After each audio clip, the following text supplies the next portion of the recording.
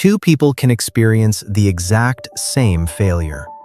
One improves, the other stays stuck. Not because one is more talented, not because one is smarter, but because they think differently about what happened. Welcome to Quick Lessons for Better Life, where we turn complex ideas about mindset, skills, and life decisions into simple lessons you can actually use.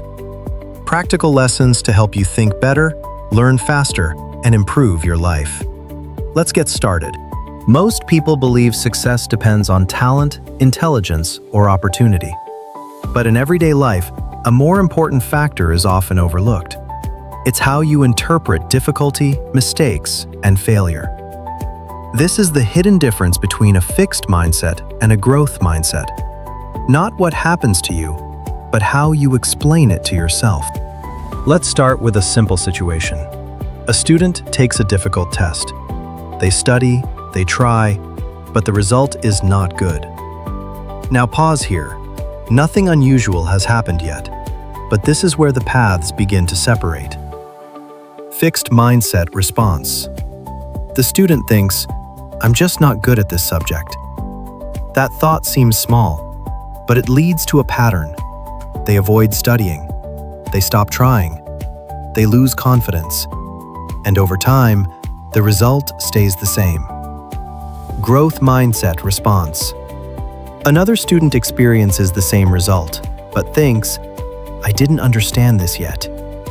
That one word, yet, changes the direction. Now the response becomes, review mistakes, practice more, ask questions, and slowly, improvement begins. Same test, same result. Different thinking, different future. This pattern doesn't only happen in school. It shows up in almost every part of life. Imagine someone at work receiving feedback. You need to improve your communication skills.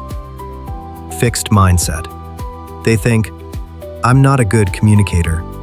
So they avoid speaking. They stay quiet in meetings. They feel uncomfortable, and nothing changes. Growth mindset. Another person hears the same feedback and thinks, "This is a skill I can build." So they begin small. They observe others. They practice speaking. They improve step by step. Months later, the difference becomes visible. Not because one person was naturally better, but because one chose to work on the skill and the other chose to avoid it. Now consider someone trying something new, starting a project, learning a skill, trying to make extra income, and it doesn't work the first time. Fixed mindset. This failed. I'm not good at this. So they stop. They avoid trying again. They close that path. Growth mindset. That didn't work. What can I learn from this? So they adjust. They try again. They gain experience. Failure becomes either a stopping point or a source of information. This is the key difference. A fixed mindset treats failure as a final judgment. A growth mindset treats failure as useful data. Let's make this very simple. When something difficult happens, fixed mindset says, "This defines me. I should avoid this. I'm not capable." Growth mindset says, "This shows what I need to improve. This is part of learning. This will take time." Same situation, different interpretation. Different behavior, different results.